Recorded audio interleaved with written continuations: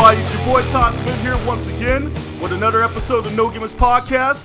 This week we are joined by a very special guest, the man known as Broseph Joe Brody, also recently crowned as the first ever Rock the Promo champ, and my man from out there in Hood Slam and APW and all that good stuff. We have one Mr. AJ Kirsch joining us this week on the No Gimmicks Podcast. AJ, what's good, brother? Hey, I appreciate you guys having me on. I'm excited to be here. Right on, man. Dale, my man, out there in Furley, Nevada, what's good, my man? Pretty good. It's a little stormy and windy as we continue to have weather here on the Sierra. So hoping California is a little bit better for AJ than kind of northern Nevada is. Yeah, man. I can't speak for two of y'all, but all I know is I went outside today with a coat and a beanie, and to my surprise, when I came out for lunch, when I walked out of Network Control out there in ESPN, man, it was damn near 60 degrees out here in the Northeast in Connecticut. You know, kind of a surprise for this time of year in February. But enough about the weather. This show here is focused on AJ Kirsch. So, AJ, let's start this thing off here. We want you to tell us a little bit about yourself, where you're from, what are some of your interests, and what inspired you to become a professional wrestler. So I'm from Mill Valley, California, just north of the Golden Gate Bridge. Okay. You know, I've been a wrestling fan since I was 12 years old. I knew of wrestling. I was aware of it as a young kid, like Hogan and Savage and all those guys. Right. But I didn't start watching religiously until I was 12 years old in the spring of '96. Okay. So it was like leading up to WrestleMania 12 with Shawn Michaels versus Bret Hart in the Iron Man match. Right. And it was a really exciting time to become a fan because it was just 3 months before Austin 316 was born. Mm-hmm. It was just a few months before the NWO was born. And so to become a fan at that time, right before the explosion of the Monday Night Wars, I just lucked out as far as when I became a fan. I bet. And I'm sure a lot of your listeners will agree with me on this. It's a phase I never really grew out of. And as I grew up, wrestling grew with me. With the Attitude Era, the Monday Night Wars, and, there came a point where I was just kind of like, you know what, I wonder what it would be like to actually get in there and do it. Mm-hmm. So, as I was going to school at Chico State, which is about an hour and a half north of Sacramento in Central California, I was, going to wrestling school 3 days a week and learning how to be a pro wrestler. I trained at Pro Championship Wrestling at the time was in Yuba City. It's now based out of Oroville, California. They still put on shows to this day. Trained by Mr. Primetime, Zach Reed. Mm-hmm. And it wasn't long until I started just working independents up and down the West Coast. Good stuff, my man. Hey, so I'm originally from the Bay Area as well. I'm not sure if you were aware of that. Yeah, I was born out in San Fran, and I also worked for PCW back in the day. So, yeah. So I was coming up in PCW back in there, I want to say maybe around about 2000 or so, and we had Zach on about an episode or so ago, and I said, I kind of wish I would have actually hung on and continued to work with PCW, and develop my career and whatnot, because, I'm just amazed at how far that company has came. And I got a couple good friends who went to Chico State, including my boy Mark Franklin. Mark, if you're out there listening to this episode, he went to Chico State. I'm not sure if you guys are close enough in age to where you would have maybe crossed paths or something. But so I'm going to go ahead and hand it over to Dale. Dale, what you got for my man AJ Kirsch here? Obviously, as Todd mentioned, we recently spoke to MPT, and you kind of rehashed a little bit about how that relationship started. So another guy that we also had on, who was our very first interview, was Marty the Moth Martinez, and we just kind of wanted a little bit to know how you guys familiarized yourself and grew your guys' relationship. Yeah, well, Marty and I first met on the cast of Tough Enough in 2011, which you can check out on the WWE Network if you want to see what that was all about. It was far different from the most recent incarnation of the show. Mm-hmm. It was far more of a reality show. It was a reality show. It was way more like we all lived in a house. We all trained together. We did these. We had training sessions. We did these ridiculous kind of field trips, and then of course there was the skill challenge, and then somebody got sent home. Mm-hmm. So Marty and I met on Tough Enough, and it was looking like Martin was on pace to win the whole thing because he was just killing the skills challenges in the ring. I don't think anybody was better. but an untimely ankle injury took him out. Right. And to be honest, if he had not gotten hurt, I think I would have gotten sent home sooner than I did. Right. Because I was having some rough days up to the point where I had not only my shining moment on the show, but I was eliminated shortly thereafter. So, but Martin and I stayed friends after the show.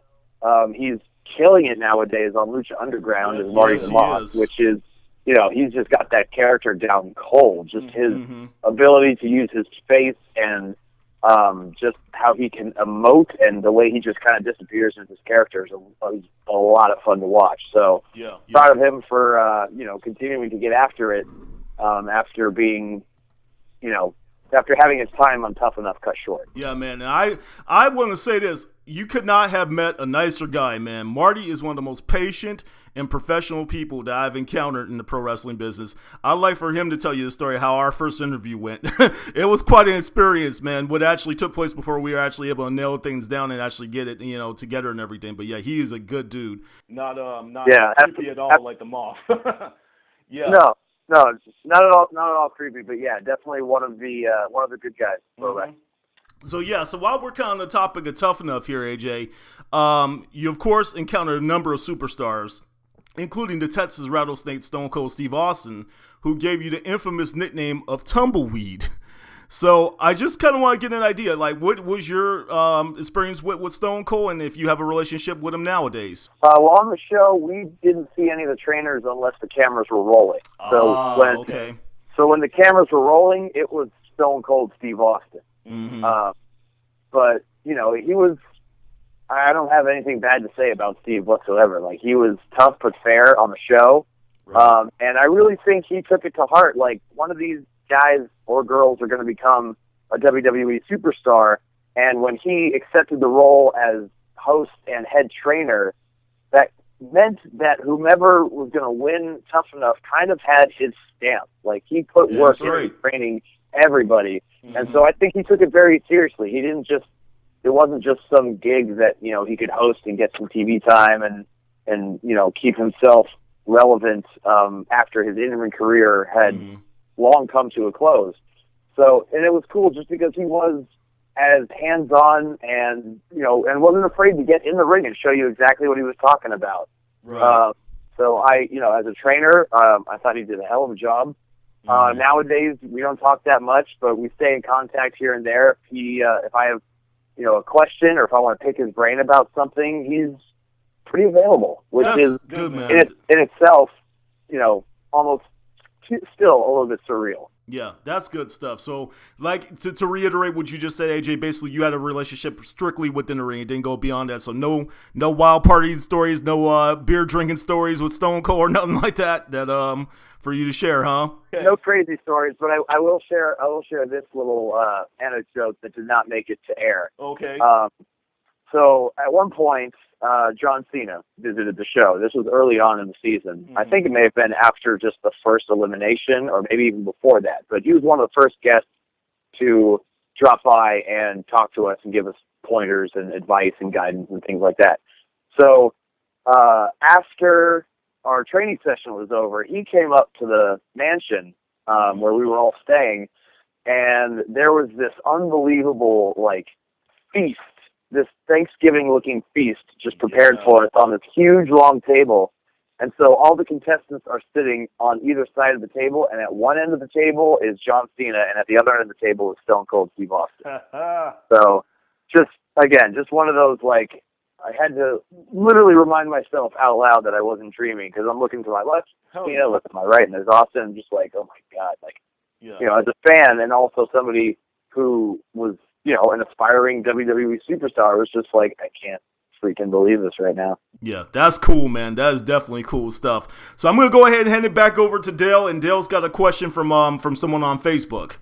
Cool. All right, AJ, this comes from Francis Reyes. He wants to know, in retrospect, what do you feel is the one key piece of advice which you would give yourself now when you were first starting wrestling? That's a great question. If I could go back and talk to myself then, I would probably tell myself to always remember what it was or what it is about pro wrestling that drew me to it in the first place. Truth, brother. And because pro wrestling is its own art form. Yep. And within any art form, there really is no limit to how many different genres of that art form there are. Like, just because, like, there was a point where I wasn't really thrilled with wrestling as a whole. Right. And if you become sour as a fan, it's really up to you to seek out the type of professional wrestling that moves you. You know what I mean? Yeah, it's like if the only type of movies out there were Disney movies, and I'm not knocking Disney because like there are some amazing Disney movies. Oh no, you can't. Awesome. I can't let you not Disney, brother. I work for a Disney company working by ESPN. So. Oh no, but this is my point. This is my point. Yeah. There will be Disney movies out there, right. But at a certain point, you're just kind of like, isn't there more? There's got to be more than what I'm seeing out there. And so that's when you seek out the horror or the drama or the action or the romantic or the comedies. Like, and so if you find yourself frustrated with one certain part or one certain genre of pro wrestling, and this is true whether you're a wrestler or a fan. And let's be honest, if you're a wrestler, you started out as a fan. Hopefully, you're still a fan. Definitely. So remind yourself what it is about pro wrestling that made you want to pursue it in the first place. There you go. And what's the second part you got of that for him, Dale? All right. Let's see if they can be a little bit different. If there's any other advice you would give to anyone who wanted to get into the professional wrestling business these days, what would it be? Man, these are good questions. Shout out to Francis Reyes for the 5-star questions. Piece of advice I'd give to somebody who's getting into wrestling nowadays: be flexible in your thinking. Always eyes and ears open, mouth shut. That's number one. But listen to your trainer. Respect what they say. But there really is no wrong way to do something. Like, you always want to protect yourself. You always want to protect your opponent. And that should go without saying because you're taking each other's health and safety into your hands. Yeah, you are. But there really is no wrong way to do something. If the people are responding to it, then you're onto something. Just because, and this kind of goes back to, like, I kind of think that wrestling can be its own worst enemy sometimes because it is so locked into history and heritage and tradition. And for so long, wrestling has had to operate under the guise that they have to convince their audience that what they're watching is real. Yeah. It's not the case anymore. Like, the audience, for the most part, is pretty smart to what's going on. So there's no, if the people are responding to something, like, it could be the stupidest thing. I mean, the Rock, the people's elbow. If you were to show that to some trainer in 1985, they would crap all over it. They'd be like, so wait, he just bounces back and forth and then he just drops an elbow? Yeah. That's the stupidest thing in the world. Like, if you look at it on paper, it's absolutely ridiculous. But The Rock is the caliber of performer that he's able to get that over. Damn right. And I guess, I mean, it's easy for me to start rambling about wrestling. But anyway, in summary, be flexible in your thinking. Oftentimes, if you can do something safely and you can keep your opponent safe, there is no wrong way to do something. Listen to the people because the people will tell you what works and what doesn't. Yes. Next question we have here. Yeah, good looking out to Francis Reyes there from Facebook. We got a question from VSW from Twitter, and they would like to know, how did your relationship with Hood Slam and the Broseph Joe Brody character come to be? So the summary of those stories is Hood Slam was had already been operating for a couple years when I came on. Okay. They started out as just a party in a warehouse that was for the boys, for the wrestlers who either were creatively stifled with the other promotions up here or couldn't work anywhere else for whatever reason, and they just had the creative freedom to do whatever they wanted. So they got together, they put on a show. They were absolutely ridiculous characters. It was for a 21 and over crowd, so people are drinking, smoking, swearing, and it just caught on organically. You know, and I don't know how many people were at the first one. It was probably no more than 20 or 30. But, you know, they tell two friends, and they tell two friends, and so on, and so on. And so I joined up with them in early 2012, shortly after they moved from the Victory Warehouse in Oakland to the Oakland Metro Opera House. Okay. And I had heard enough about them that I was just like, you know what, I want to check it out. Let's see what's going on. This looks fun. And was invited to do commentary that night, just kind of on a whim. And I was like, sure, I'll do commentary. And I quickly learned, and this is kind of how it goes from first part of the question to the second part of the question, I quickly learned that the crowd at Hood Slam really didn't care that I was on Tough Enough, because most of the crowd at Hood Slam is not a wrestling crowd. They're just people who are out and about who want to, you know, enjoy a party on a Friday night. So I look at these characters like the Stoner Brothers and Drug Bunny and Dark Sheik and Chupacabra, and I'm like, I need to come up with something that can stand next to these characters and not just be instantly looked over. So I took some bits and pieces from my actual life. Like I said, I went to school at Chico State, which is a notorious party school. Yeah, it is, man. I'm a gym rat. Like, I work out every day. I was a bouncer at a club in San Francisco in one of the douchiest neighborhoods anywhere. And people don't believe me when I say it, but I genuinely love Nickelback. Love them. You serious? I'm 100% serious. I'm looking at tickets for the next tour right now. They came in the mail the other day, and I got hell excited. So I took all these pieces, and I'm just, as I'm sure you hear in wrestling, the best characters are parts of your personality with the volume turned way up. So I took all those parts of my personality, cranked up the volume, and boom, Broseph Joe Brody was born, bro. You are a brave man, AJ, for recognizingly, you know, coming down to open and just saying that you are a fan of Nickelback. For that right there itself, I gotta give you props for that, man. Yes. Well, thank you, but I'll shout it from the mountaintops. Their new album comes out June 6th. I can't freaking wait. It's called Feed the Machine. Buy it. You're gonna like it. I swear to God. Hey, there's Good nothing stuff, wrong with man. Nickelback. Nothing wrong with Nickelback. Dale's got your back. Oh my goodness. Are they the ones, let me try to remember this for a second here, because I went through my phase where I was really into rock. Are they the ones with Arms Wide Open? No. No, that's Creed. Oh, see, so I'm on the wrong band then. Nickelback is How You Remind Me is their big hit. Okay. Never made it as a wise man, couldn't cut it as a woman stealing. Yeah. Okay, that group. Yeah, I can't quite get on that bandwagon, but anyhow, man, that's cool. Dale's got your back, so it's all good. So outside of Hood Slam, we know that you're, Hood Slam is like one of your home companies there. What would you say would be your favorite company to work for outside of Hood Slam, and who do you enjoy working with in the ring the most? Well, I'm actually not in the ring much at all nowadays. Okay. In 2016, I only wrestled 2 matches. Okay. And that's because my focus in the last several years has been more on hosting, ring announcing, commentary, and, you know, just whatever mouthpiece position. Because since Tough Enough, I realized that my contributions in wrestling are far more valuable behind the microphone than they are in the ring. Okay. I'm 6 feet tall. I'm 190 pounds.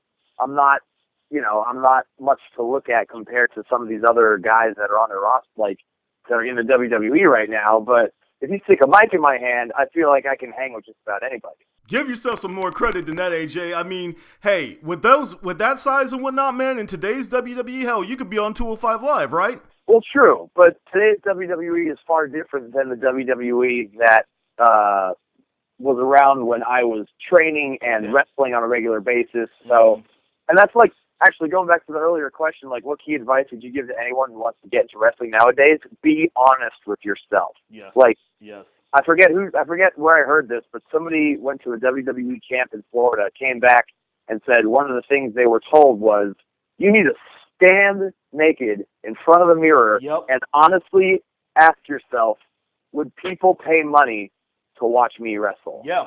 And that was a harsh realization for me, because I was like, I wouldn't pay money to watch me wrestle. But that's just but this is AJ Kirsch. I would pay money to watch Broseph Joe Brody run his house all night and host a show. That I would pay for. Yeah, because that sounds like some, Dale and I, we used to train up there with the Reno Wrestle Factory. That sounds almost like some Adam was said. Adam Thorne's song. Absolutely, Familiar with him, right? You know what? It may have been, actually, Yeah. I think it was him. Uh-huh. I think that was him. Yeah, that totally sounds like something he'd say. So that's when I realized, I'm like, you know what, I can talk circles around pretty much anybody, but as far as wrestling, and plus I don't want to beat myself. I'm 33. Like, I can't beat myself up today like I could when I was 23. 23, I would have done anything. 33, I'm like, I don't want to be in pain tomorrow morning. Yeah. But to answer your question, All Pro Wrestling is absolutely killing it. If you've ever seen Beyond the Mat, you're familiar with All Pro Wrestling, APW. They just had a show this past Friday night that had probably sold out around 900 people.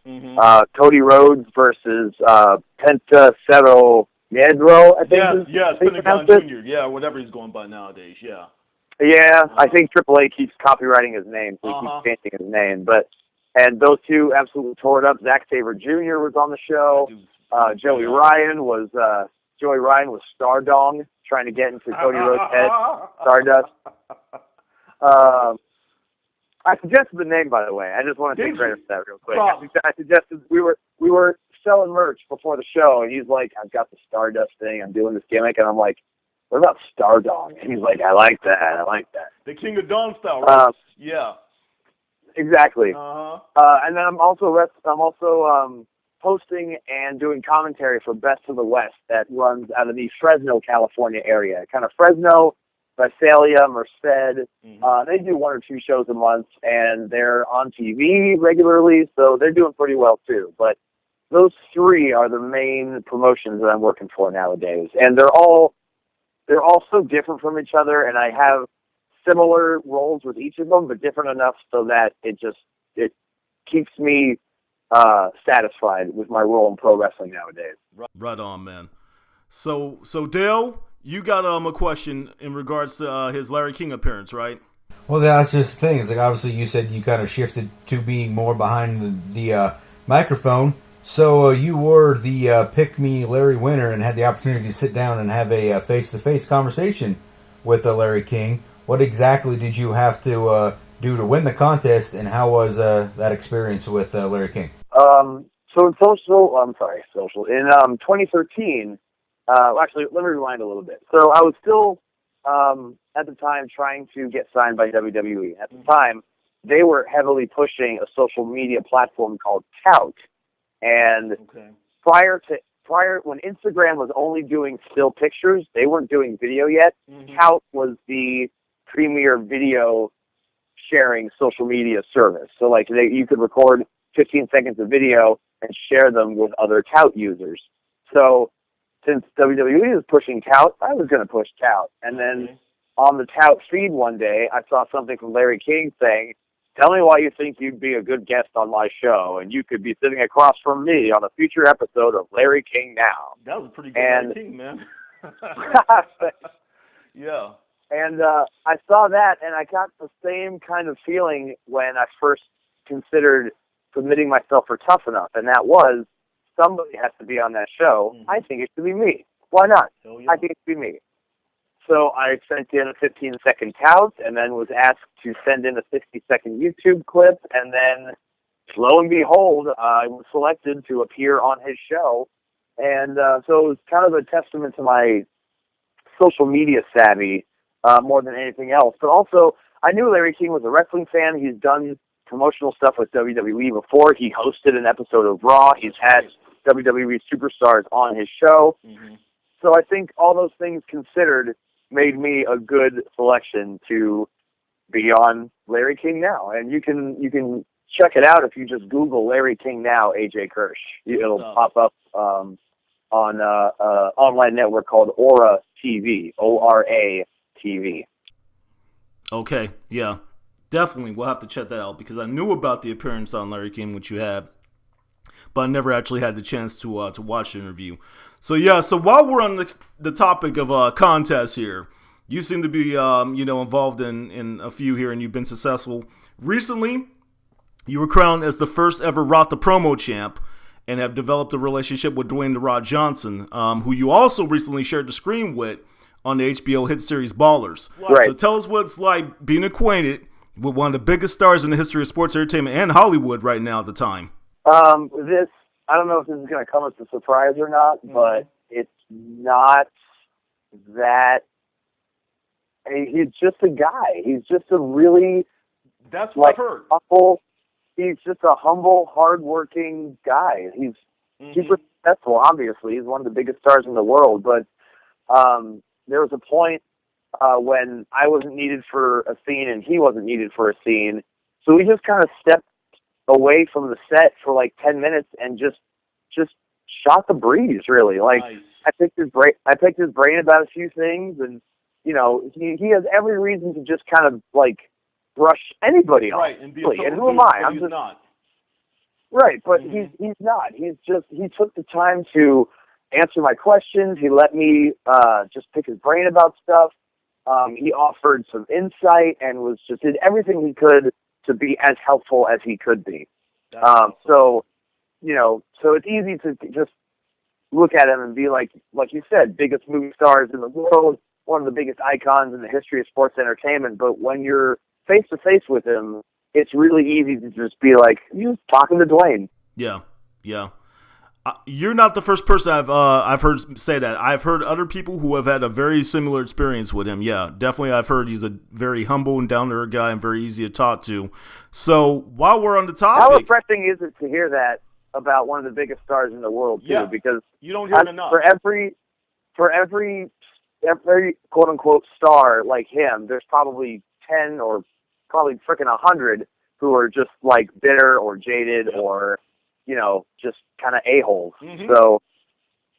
So it's very refreshing to hear that one of the biggest stars in the world is just he's just a guy. He's just a man. He's just a hardworking guy. Indeed it is. Who knows? Maybe if I had the guts to actually send him an email and ask him to be on the podcast, maybe he'll actually come on. Right? You never know. He's done podcasts before. I'd be very surprised if we didn't do them again. So the quote, Dumb and Dumber. So you're saying there's a chance, AJ? Basically, I'm saying there's a chance. Okay. So while we're on the topic, man, the episode which you appeared on with The Rock of Ballers, when will that be on HBO? When can we check that out? Season 3 of Ballers starts in July, I believe. And I don't know what's going to make it on the show. I don't know what's going to end up on the cutting room floor, but there's if the scene makes it, then I would think that I would be, there's AJ. There's right there. Mm-hmm. So, but, I don't know. We'll see. Time will tell. Okay. I don't get too excited about stuff like that because a million things could happen between when they shoot the show and when they actually air it. But, I hear you. I will be, I think it was episode 9 that I'd be appearing on. Okay. But you should, the whole season, I was a fan of the show before before any of that happened. It's actually a really good show. Oh, it is. Me and Dale both check it out. Yeah, definitely. Think of it as like Entourage, but with sports agents. It's kind of like a cross between Entourage and the show Playmakers that ESPN used to air back. Oh, absolutely. Yeah. Mm-hmm. Yeah. Except for even more mature though. Since it's on HBO, they could get away with a little bit more. So Dale's got another question for you. Cool. Fire away. All right. So you were just obviously talking about how you kind of kick off Hood Slam shows, and I had recently seen that you shared one with Paul Heyman to try to get his reaction, and he even commented back with you, and you kind of got into a little Twitter conversation with him. So kind of what does it to mean to kind of get into recognition from one of the guys that is considered the top promo setter in the professional wrestling world? Yeah, well, the story behind that is, so I got home from this road trip super late one night, and I don't know why this happened, but I'm like fighting sleep on the road, and then I get home and I can't fall asleep. It's the worst. So I'm browsing social media, and it's like 3:30 in the morning on the West Coast, which means it's 6:30 a.m. on the East Coast, which I imagine that's where Paul Heyman is at. Mm-hmm. But I'm just like, social media is pretty quiet at this hour. I wonder if I tweeted him, if he would see it and tweet back. And there's a promo circulating around social media that's called "We Don't Care," which was me in a dressed like Tinkerbell. I called myself Tinkerbro. And the reason I'm in a dress is because it's Hood Slam's annual Femmed Out show where the guys dress as girls. And so before the show, I cut this promo that really had nothing to do with the show, like nothing to do with the storylines of the wrestlers. It was just kind of something that I had been wanting to say for a long time just because of the current circumstances of what's happening in the world right now. And so it picked up some steam on social media. It has like 33,000 views, which isn't viral by any means, but just the fact that many people saw it and like hundreds of people shared it is really cool. So I tweeted it to Paul Heyman, and I'm just like, as one of the world's all-time great promos, I'd love to get your feedback on one of mine. And at first he asked one of the all-time great promos, like he put exception to that, which I thought was funny. And then he said he loved it, and when they love it, they meaning the fans, then he loves it. And he said, he went on to say, I owned them, as in owning the fans. Yes. And then once again, he questioned why I said one of, once again, which again, I popped for that. But yeah, Paul Heyman, I mean, easily one of the most influential minds in the history of professional wrestling. Arguably the best promo ever. I mean, when you're talking about the single greatest promo ever, he's in that conversation. One could make the case that Paul Heyman is the best promo ever. Probably the best promo going today. Without question. So yeah, just as a fan and as somebody who looks to continue their career in professional wrestling behind a microphone, to get the kind of nod from Paul Heyman of all people is another just like, wow, that's really cool. Yep. It's very encouraging. It's a feather in your cap, or I guess in this case, since you did it as Tinkerbro, a feather in your tiara then. Yeah, exactly. Good stuff, man. So AJ, since we have you here and all, and while we're on the topic of promos, we're going to put you on the spot. Okay? So prior to this broadcast, Dale and I had a little conversation, and we came up with a random topic. Actually, Dale came up with this while he was watching a prank TV show prior to us broadcasting the No Gimmicks podcast, that would be. And the topic which he chose for you to cut a promo on is toilet paper. So that's the topic. You got to cut a promo on toilet paper. We're waiting for this, brother. Let's see what you got. Okay. Cut a promo on toilet paper, huh? Yeah. All right. All right. Here we go. So when I walk into the bathroom, there's one thing that I hate to see. And it's not toilet paper. I love seeing toilet paper. If I walk into a bathroom and there's no toilet paper, that ruins my day. Because oftentimes, it's time to just drop the load right there. But if I walk into a bathroom and toilet paper is in the under position, I'm leaving. I'm out of there immediately. There is a right way and a wrong way to put your toilet paper. And if that tissue is coming from underneath, it's all wrong. We're no longer friends. I will block you on Facebook. I never want to talk to you again. The correct way to have toilet paper is in the over position for easy access. And if you and I are disagreeing on that, then you could die right now, and I wouldn't even bat an eye. So, bro, get your toilet paper game together. Put it in the overhand position. Otherwise, we're through, and I have nothing left to say. Speaking from a guy who hates his toilet paper in over position, AJ, you just earned my respect, bro. Yes. Good stuff, man. Good stuff. Thanks, man. So, hey, we would love to have you on and, talk with you all night long, but unfortunately, this episode of No Gimmicks Podcast, we're going to wrap it up soon. So at this time, we would like to give you the opportunity, AJ, to promote whatever shows you will be appearing on, any projects that you're working on, what's coming up next for AJ Kirsch and Broseph Joe Brody. So, hey, man, the floor right now is all yours. Cool. Well, I appreciate you guys having me on, and that's definitely the first time I've ever cut a promo on toilet paper, and I will, you know what they say, you never forget your first time. Yes. So I appreciate you having me on. What's coming up? Well, next Hood Slam is Friday, March the 3rd at the Oakland Metro Opera House in Oakland, California. It's a joint show between Hood Slam and a band called Arno Core. Literally a joint show, right? A joint show? It's a joint show, yeah. And Arno Core is, what do they call themselves? The greatest action-adventure rock and roll band in the world. And every song is a tribute to an Arnold Schwarzenegger movie or catchphrase or character. It's amazing.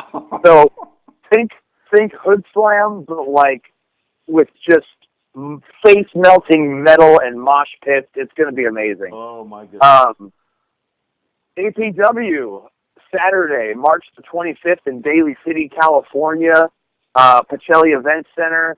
Let's see, MVP is going to be defending the Universal Heavyweight Championship against one half of the Reno Scum, Luster the Legend. Oh, okay, cool. And after that, actually, APW is they got some testicular fortitude for this one because they booked a show at San Francisco's legendary Cow Palace on Saturday, May the 6th. Okay. And if this challenge is accepted, it sounds like the main event's going to be Cody Rhodes versus Joey Ryan in a steel cage. Oh, good stuff.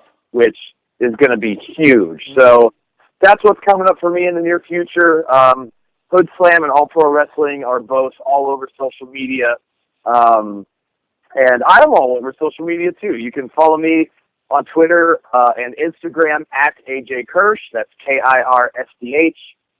Find me on Facebook. I've got, a page you can like. Broseph Joe Brody has a page you can like. You can follow Broseph on Twitter, Instagram at BroJ Brody. Mm-hmm. And you know what? I almost forgot Best of the West on Sunday, March the 12th in Fresno. They celebrate their 1-year anniversary with an event that's going to be on Fight TV and, of course, live in Fresno. So good stuff coming up. Follow me on all the social media stuff. Shoot me a tweet, shoot me a message. I'm pretty good about getting back to people. Yes, you are. That's just about it. I think there's some good things in the works, and I can't wait to share them with you, but there are a few things I'm not at liberty to discuss at the moment. So okay. All right. Stay tuned, y'all. Hey, maybe you have to come on again when you're able to speak on those matters, AJ, and we'll have you on so you can share it with us. I'd be happy. Hey, I would just like to wrap things up by saying, AJ, it was a pleasure meeting you out there, man, at Fawd City back in the day and up there at the State Line Throwdown. I'm glad to get reconnected with you on Facebook, and Dale and I are both definitely glad that you came on the No Gimmicks podcast. Like I said, good people here, folks.